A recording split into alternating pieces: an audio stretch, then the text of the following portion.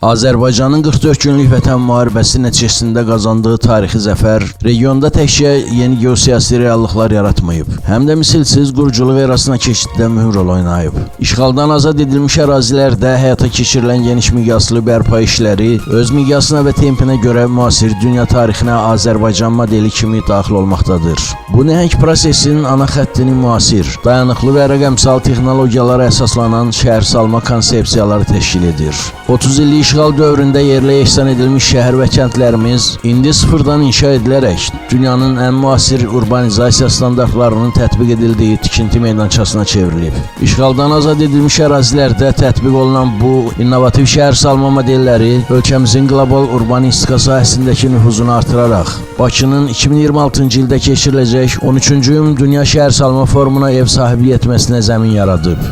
Azərbaycanın BMT-nin məskunlaşma proqramı tərəfindən dəstəklənən bu möhtəşəm tədbirə ev sahibliyi etməsi, eyni zamanda Qarabağ və Şərqi Zəngəzurda aparılan geniş miqyaslı quruculuq işlərinin beynəlxalq səviyyədə yüksək qiymətləndirilməsinin bariz nümunəsidir. Azərbaycan təcrübəsi, xüsusilə post-münaqişə dövründə şəhərlərin sürətli və dayanıqlı bərpası nümunəsi forum çərçivəsində dünya ictimaiyyətinə təqdim olunacaq. 13-cü Dünya Şəhərsalma Forumu platforması vasitəsilə Azərbaycan özünün ağıllı şəhər və yaşıl enerji zonaları konsepsiyalarını qlobal urban inkişaf gündəliyinə inteqrasiya etmək imkanı qazanacaq.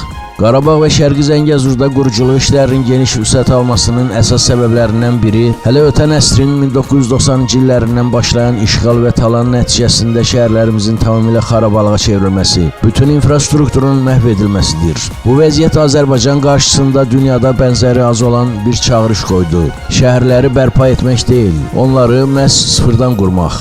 Azad edilmiş ərazilərin dirçəldilməsi, Prezident İlham Əliyevin rəhbərliyi ilə 2020-ci ildə qazanılan möhtəşəm qələbədən dərhal sonra dövlət siyasətinin mərkəzinə çevrildi. Dövlət başçısının müvafiq sərəncamı ilə təsdiq edilən Azərbaycan Respublikasının işğaldan azad edilmiş ərazilərinə böyük qayıdışa dair birinci dövlət proqramı bu prosesin geniş miqyaslı yol xəritəsini müəyyən etdi. Strateji əhəmiyyəti nəzərə alınaraq böyük qayıdış prosesi Azərbaycanın 2030-cu ilədək sosial-iqtisadi inkişafa dair milli prioritetlərinə daxil edildi. Bu mərhələ yalnız fiziki bərpa prosesi deyil, həm də regionun yeni urban inkişaf modelinin formalaşdırılmasıdır. Azərbaycanın tətbiq etdiyi bu yeni şəhərsalma konsepsiyalarının beynəlxalq müstəvidə təqdimatı dövlət siyasətinin mühüm tərkib hissəsinə çevrilib.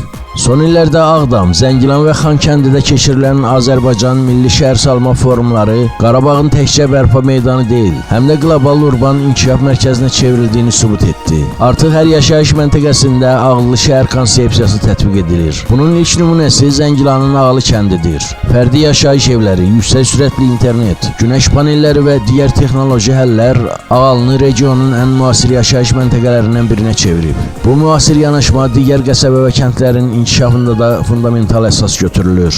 İnfrastrukturun bu sürətlə qurulması öz növbəsində böyük qayıdış prosesini ciddi şəkildə sürətləndirib. Hazırda Qarabağ və Şərqi Zəngəzurda 80 mindən çox insan yaşayır və fəaliyyət göstərir. Yekun olaraq qeyd etmək olar ki, azad edilmiş Qarabağ və Şərqi Zəngəzurda həyata keçirilən şəhərsalma siyasəti Azərbaycanın yeni inkişaf modelinin əsas sütunlarından biridir. Bu model yalnız dağıntıların bərpasına deyil, həm də müasir, dayanıqlı və innovativ inkişaf mühitinin formalaşdırılmasına xidmət edir. Böyük qayıdış çərçivəsində həyata keçirilən layihələr Qarabağı ölkənin ən perspektivli inkişaf zonasına çevirməklə yanaşı, uzun müddətli perspektivdə Azərbaycanın regional inkişaf modelinin əsas dayaqlarından birinə çevriləcəkdir.